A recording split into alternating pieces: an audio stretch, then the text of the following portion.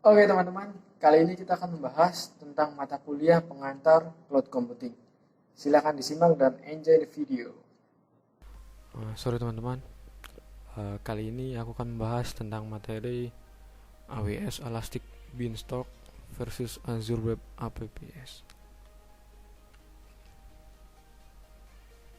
Oke, yang saya akan bahas yaitu keunggulan dan kekurangan antara AWS Elastic Beanstalk versus Azure Web Application. Materi yang saya bahas adalah sedikit mengenai tentang AWS-nya sendiri dan Azure Web-nya, serta keunggulan dan kekurangan antara keduanya.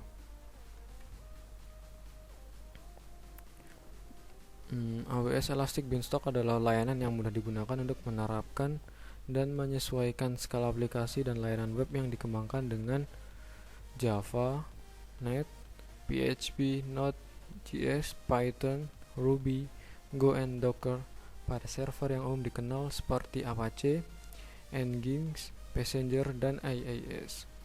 Anda cukup mengunggah kode Anda dan Elastic Beanstalk secara otomatis akan menangani penerapan, mulai dari penyediaan kapasitas, penyeimbangan beban, auto-scaling, hingga pemantauan kesehatan aplikasi. Pada saat yang sama, Anda tetap memegang kendali penuh atas sumber daya AWS yang memberdayakan aplikasi Anda, dan dapat mengakses sumber daya yang menjadi dasarnya kapan saja. Tidak ada biaya tambahan untuk Elastic Beanstalk. Anda hanya membayar sumber daya AWS yang diperlukan untuk menyimpan dan menjalankan aplikasi Anda. Elastic Beanstalk akan menyiapkan lingkungan untuk Anda yang dapat berisi sejumlah instance EC2, basis data opsional, serta beberapa komponen AWS lainnya seperti penyeimbang beban elastis, grup penskalaan otomatis, grup keamanan. Kemudian Elastic Beanstalk akan mengelola item-item ini untuk Anda setiap kali Anda ingin memperbarui perangkat lunak Anda yang berjalan di AWS. Elastic Beanstalk tidak menambahkan biaya apapun selain sumber daya yang diciptakan untuk Anda. Jika Anda memiliki 10 jam penggunaan EC2, maka yang Anda bayar adalah 10 jam komputasi. Azure Web APPS adalah platform berbasis komputasi awan untuk web hosting, dibuat dan dioperasikan oleh Microsoft. Ini adalah platform sebagai layanan PaaS yang memungkinkan penerbitan aplikasi web yang berjalan pada beberapa kerangka kerja dan ditulis dalam bahasa pemrograman yang berbeda seperti .NET, Node.js, PHP, Python, dan Java. Kurang lebih hampir sama dengan yang kita bahas sebelumnya, termasuk milik Microsoft dan yang pihak ketiga. Situs web Microsoft Azure tersedia dalam versi pratinjau pertamanya pada Juni 2012, dan versi resmi atau ketersediaan untuk umum diumumkan pada Juni 2013. Microsoft Azure Websites awalnya bernama Windows Azure Website, tetapi diganti namanya sebagai bagian dari pemindahan merek ulang di Azure pada Maret 2014. Kemudian diubah namanya menjadi APPS Service pada Maret 2015. Keunggulan AWS Elastic Beanstalk. Langkah awalnya cepat dan mudah. Yang dimaksud adalah cara tercepat dan termudah untuk menerapkan aplikasi Anda cukup menggunakan AWS Management Console, Repository Git, atau Integrated Development Environment IDE seperti Eclipse atau Visual Studio untuk mengunggah aplikasi Anda. Dan Elastic Beanstalk secara otomatis akan menangani perincian penerapan dari penyediaan kapasitas, load balancing, penskalaan otomatis, dan pemantauan kesehatan aplikasi. Dalam beberapa menit, aplikasi Anda akan siap digunakan tanpa upaya konfigurasi infrastruktur atau sumber daya di pihak Anda. Tidak akan berlebihan.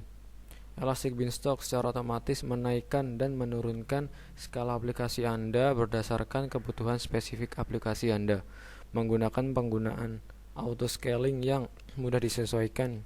Misalnya, Anda dapat menggunakan metrik penggunaan CPU untuk memicu tindakan auto-scaling. Dengan Elastic Beanstalk, aplikasi Anda dapat menangani puncak beban kerja atau lalu lintas sekaligus meminimalkan biaya Anda. Yang ketiga ada produktivitas developer. Elastic Beanstalk menyediakan dan mengoperasikan infrastruktur dan mengelola tumpukan aplikasi atau platform untuk Anda, sehingga Anda tidak perlu menghabiskan waktu atau mengembangkan keahlian ini. Hal ini juga akan menjaga platform dasar yang menjalankan aplikasi Anda selalu sesuai dengan patch dan pembaruan terbaru. Sebaliknya, Anda dapat fokus pada menulis kode daripada menghabiskan waktu mengelola dan mengkonfigurasi server, database, load balancer, firewall, dan jaringan. Melengkapi kendali sumber daya. Anda memiliki kebebasan untuk memilih sumber daya AWS, seperti jenis instan Amazon EC2 yang optimal untuk aplikasi Anda. Selain itu, Elastic Beanstalk memungkinkan Anda membuka kap mesin dan mempertahankan kontrol penuh atas sumber daya AWS yang memberdayakan aplikasi Anda.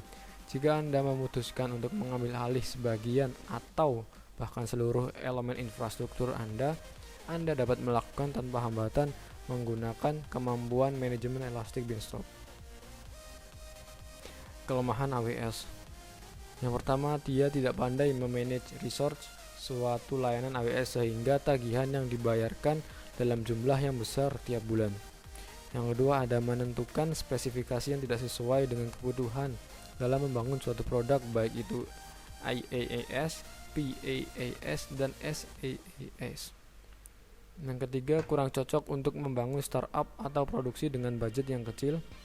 Yang keempat, ada data dan file yang ada di dalam cloud akan menghilang sewaktu-waktu karena Anda hanya menumpang data dan file di dalam komputer orang atau AWS. Yang kelima, ada tidak dapat kredit saldo tambahan pada saat pertama kali mendaftar akun AWS, kecuali Anda memiliki kode promosional. Selanjutnya, harus memiliki kartu kredit. Yang terakhir, harus koneksi internet. Tanpa itu, cloud tidak bisa berjalan dengan baik. Keunggulan Azure Web. Harga yang kompetitif, memberikan layanan yang prima dan terjangkau. Jika dibandingkan dengan AWS, dia memiliki harga 5 kali lipat dari Azure. Yang kedua, daya dukung terhadap sumber daya terbuka yang banyak dan global. Yang ketiga, keamanan yang proaktif di mana terdapat lebih dari 70 sertifikasi kepatuhan. Yang keempat, memberikan konsistensi terhadap sumber daya lokal yang dapat terintegrasi dengan sumber daya global. Yang kelima, meningkatkan produktivitas dalam pengelolaan dan pengembangan aplikasi yang lebih efisien. Selanjutnya, mendukung komputasi awan dengan sistem cloud hybrid.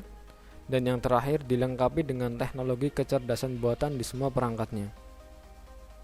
Kelemahan Azure Web. Membutuhkan manajemen. Azure membutuhkan manajemen khusus dengan alat seperti penambahan dan pemantauan server.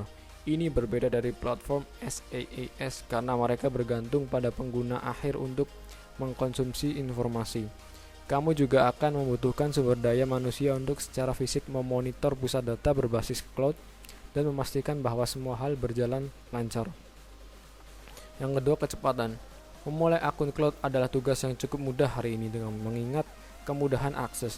Namun dalam kasus Microsoft Azure, 54 wilayah melayani 140 negara berbeda di dunia. Jika kamu tinggal di negara yang jauh dari wilayah pusat data, kamu akan melihat kelambatan dalam kecepatan yang dapat mengganggu beberapa perusahaan. Yang ketiga, membutuhkan keahlian platform. Tidak seperti server lokal, Microsoft Azure membutuhkan keahlian untuk mengoperasikannya, sehingga semua bagian yang diperlukan fungsional. Penyediaan layanan cloud yang berlebihan adalah salah satu kesalahan umum yang dilakukan oleh administrator bisnis. Kesalahan sederhana bahkan tidak mudah diidentifikasi di cloud, sehingga menelan biaya ribuan dolar per tahun untuk bisnisnya. Dan ini sumber-sumber yang saya dapat. Baik, terima kasih atas perhatiannya. Oke guys, itu aja yang bisa aku sampaikan hari ini. Semoga bermanfaat. Dan see you the next video guys.